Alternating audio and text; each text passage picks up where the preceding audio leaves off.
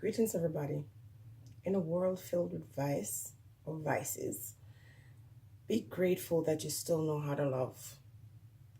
When you're surrounded by hate, be grateful that you still know how to love because that is a blessing, that is a gift, that is a deeply spiritual gift.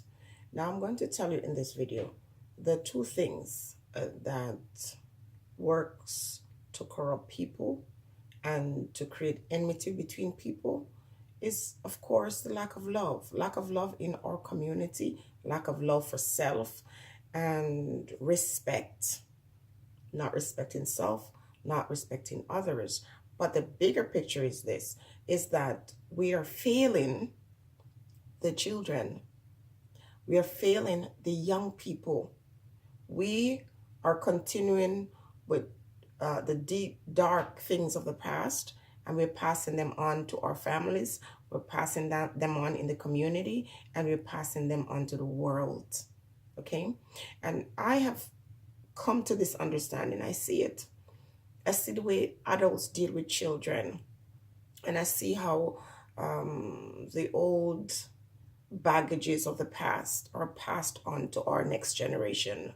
You see, we pretend in the world that we want peace and we want harmony, but everywhere around you, when you look around you, all you're seeing is disharmony. Okay, and I think it serves some people's purpose to keep that, because when you keep disharmony in the world, the 1% gets to manipulate the rest of us. Okay, but I'm not talking about all that politics right now. I'm talking about our social relationship with each other. And the biggest, worst thing we could possibly do is to contaminate the mind of our children. And that's what's continuing. This is how people maintain their status, maintain their power, maintain their hegemony, by educating the next generation. See, our community are not learning that we should be teaching the positive things to our kids. We should teach them how to tap into themselves and their spirituality, to tap into understanding who they are as individual, first and foremost. But we're also failing to teach our children to love self and other. Now, we're also failing to teach our kids to stop loving other people who hate them. Okay? Oh, all we believe, just one love, one heart, one destiny. That's not true. It's not true. And so when you keep pouring love on some very hateful individuals, you deplete yourself over time.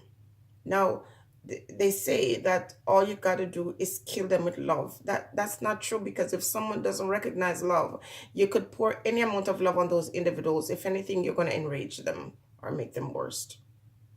So I think we start not with the adults, because the adults are far gone, and not that you want to mark off anybody, because people can change, but the thing is to target the children and to show them love regardless of where they come from, their socioeconomic situation, their race. The children are the ones we're supposed to target. And the thing is, a lot of people are actually targeting the kids. So when you find situations at school where kids are being bullied, don't believe that that child just comes to school and just overnight became a big bully. That child picks up that from the environment in which they're raised and the communities in which they're raised.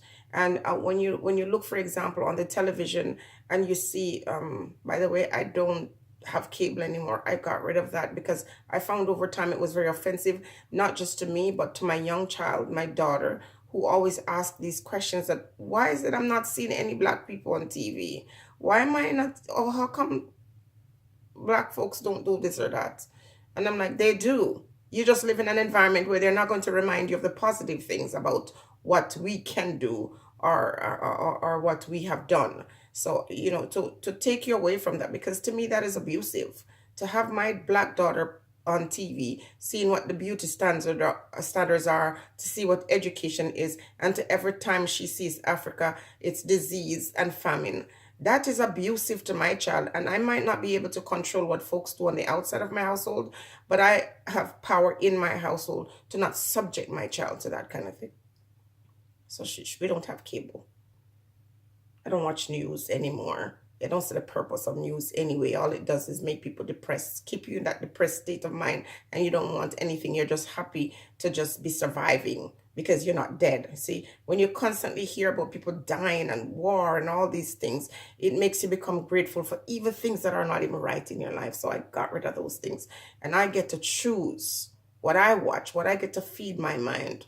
I let my daughter know that, we go to Jamaica, for example, and in spite of all the horrible things you hear about Jamaica, you go there and you have such a beautiful time. You could be in an environment for weeks, not 1 or 2 or 3 weeks, for months, and never hear anything about any violence. So we know what the machine intends to do, and we have control over that. But the adults rely, and not in our community so much, but in other people's community, they rely on the children carrying on the message of hatred, of disharmony, of hegemony. They teach it to their children and their children's children. They make sure that when they go inside the places of education, the children are learning that they're more superior and some are less superior. They see the privileges that they experience as children. But when they do certain things, they see what kind of remedies are applied to them, and they see the extreme actions that are taken against other folks. They learn from they're very young. And so pushing somebody in the hallway at school for a black child means suspension, and it means something else for another kid. It just means not even a conversation. The child who's being abused at school by other kids gets taken into some kind of meeting, and discussion is held with this child as if the person have psychological problems, and the individuals who are actually doing these things get away scot-free. But what they fail to understand, at the end of the day, you think you're doing harm to our kids by ignoring their complaints. You're doing harm to your own society, because the lessons you teach your kids about hate, about disrespect, about inequality, about not respecting other folks, it's going to tumble down on your heads. So you're going to find yourself in a world, in a society that does not respect older people, where ageism is a real problem, where even if you're wealthy, people can't wait to dash you off into some nursing home, can't wait for you to die so they can take your legacy. And you are a person who's very wealthy in your young days and had all these, respect and accolades behind your name, and in your old age you find yourself in an old age home and lonely and dying miserable, because guess what, you didn't teach your children to be loving of self or to love other people. You didn't teach them respect. You didn't teach them about appreciating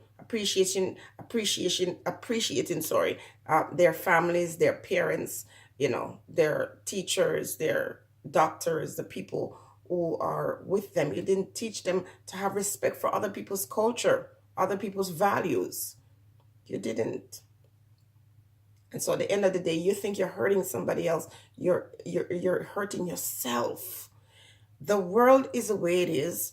If you have a history with one group of people being treated so unfairly for over 500 years, how would that continue for such a long time, except for the fact that people have taught their loved ones. They have taught the lesson, and nowadays this lesson is not as blatant. It's subtle, and it makes it more dangerous. I'd rather live in an area where people look at me straight up and tell me I hate you. Straight up, tell me I hate you, because at least I know where I stand.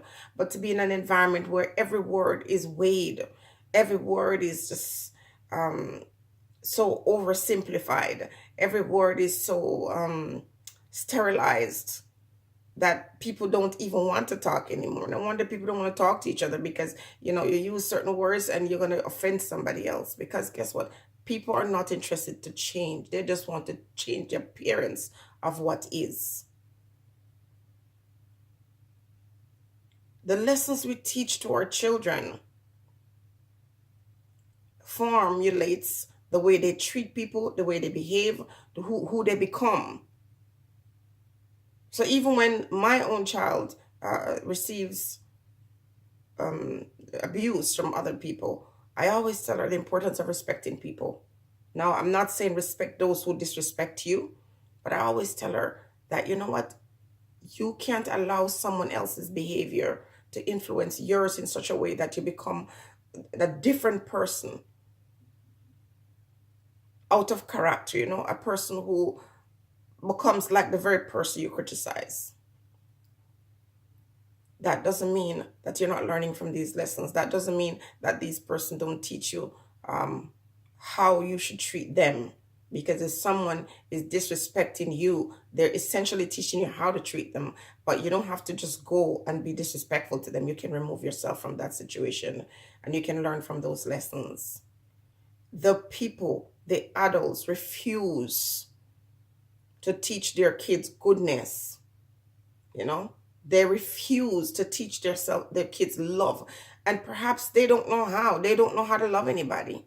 There's something missing from the DNA, something missing from that psychological makeup that prevents them from understanding that if you continue with this hatred, money is what you'll gain, but respect you lose. And not just respect, at the end of the day, you're going to have to face karma.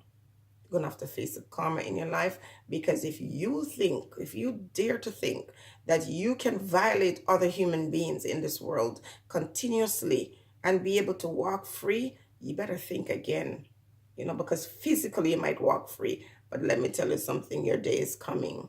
We're not teaching, we're not passing on the principles onto our children that we're supposed to pass on. And this goes across the board. So you have folks in our community not teaching their daughters or their sons things that are going to help them to become greater than just base animals, greater than inanimate things.